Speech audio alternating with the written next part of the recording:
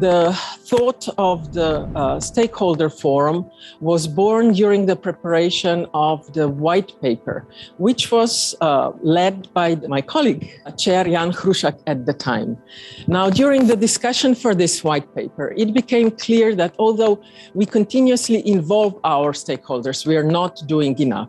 Our stakeholders do not end with research infrastructures, that there is a much broader community which contributes to our work and from which we can learn. Research infrastructures have always been a success story of the European research area. What the Stakeholder Forum will really allow us to do is to create a place where research organizations, universities, and other key players in the European research area can effectively dialogue with research infrastructures, including industry players, so that we can collectively bring these amazing science actors collectively to the next level.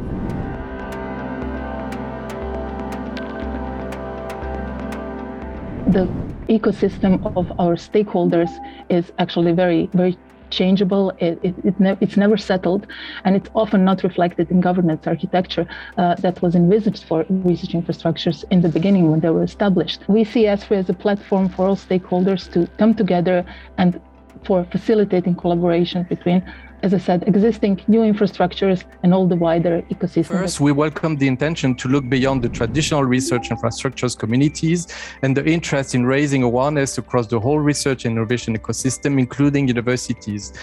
Indeed, not every institution or even every country can justify investing in the specialized knowledge, data, labs, and equipment that certain disciplines and communities require. That is why we think research infrastructures represent such an important instrument. Comprehensive universities such as the 41 forming our Coimbra Group facilitate access to research infrastructures for many interdisciplinary researchers.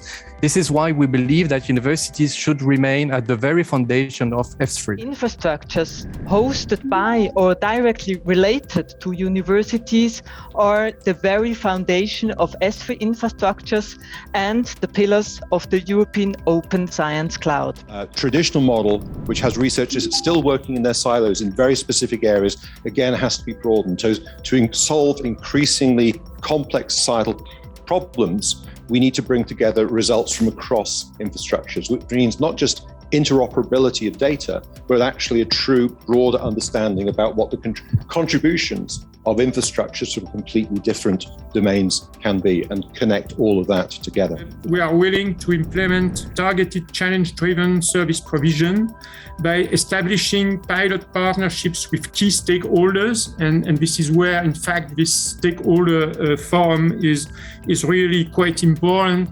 And of course, in the framework of the new European research area. We ask for to steer discussion between European programs and research infrastructures on long-term sustained development and operation of the science clusters.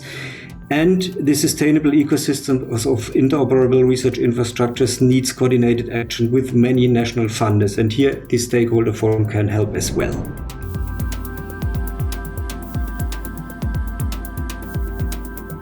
The ESFRI label given to infrastructure has a value by itself. So what do you want from ESFRI as a stakeholder? ESFRI doesn't have funding, that's fine. What it does have is convening power. ESFRI and the ERIC committee are beautiful platforms for important discussions and decisions with direct impact on the research infrastructures themselves. It is therefore essential to maintain a profound and continuous dialogue between ESFRI and the ERICs.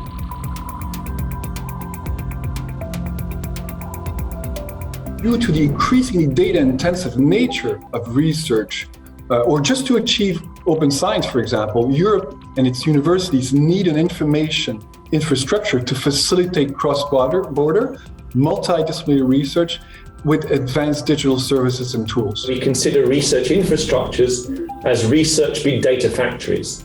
The European Open Science Cloud, or EOSC for short, is working with research infrastructures to increase the impact of that data by making it findable, accessible, interoperable, and reusable. That's to say, making it fair so it is more useful to researchers from many disciplines and to society in general. the long-term sort of sustainability and life cycle management of European data services. These needs to be built and operated nationally at research institutes, at universities across Europe.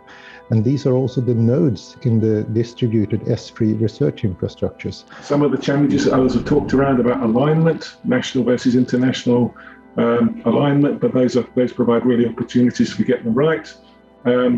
Bridging the awareness gap between national and universities and creating clear guidance of who leads and when, and really just thinking about the role of these medium universities in the wider medium infrastructure in this wider ecosystem, and how we can harness mechanisms for a maximized impact.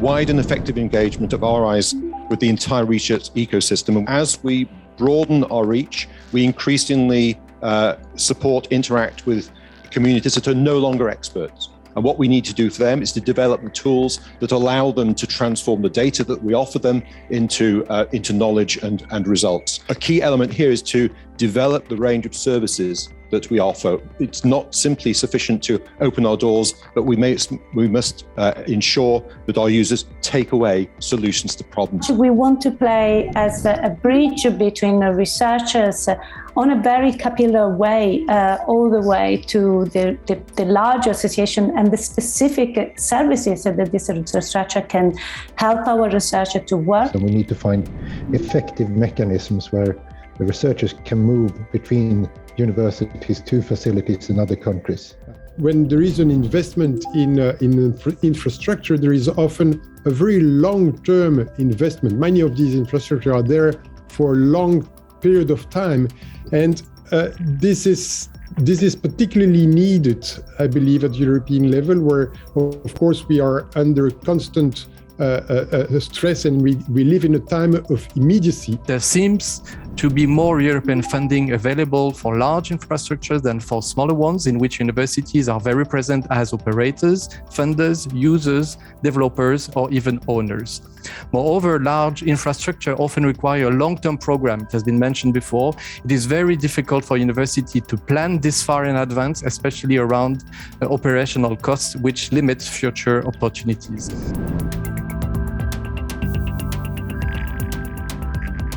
Europe creates or maintains an environment in which innovation and research can thrive, because from our perspective, research and innovation, and then of course also the ability to bring innovation up to scale, are absolutely key for Europe's prosperity. We strongly believe that RIs and TIs are complementary.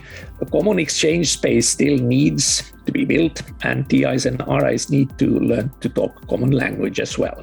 In the end, they are both important part of the European level innovation ecosystem. We can join forces and we can discuss what the needs are for the industry into the future and which research facilities we should include and invest in.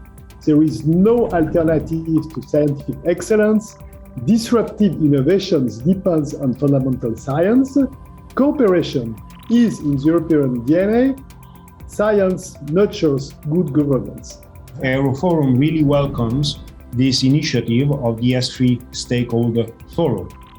We see it as a truly powerful way forward to strengthen interaction among research infrastructure, enable excellent science, and channel European core values. In my opinion, there were so many useful messages that we have received from our stakeholders, and such preparedness for further cooperation and for deepening our interactions. And this is absolutely necessary to improve the quality of our operations and the services that we offer to the user communities, but also with you as contributors to our research infrastructures.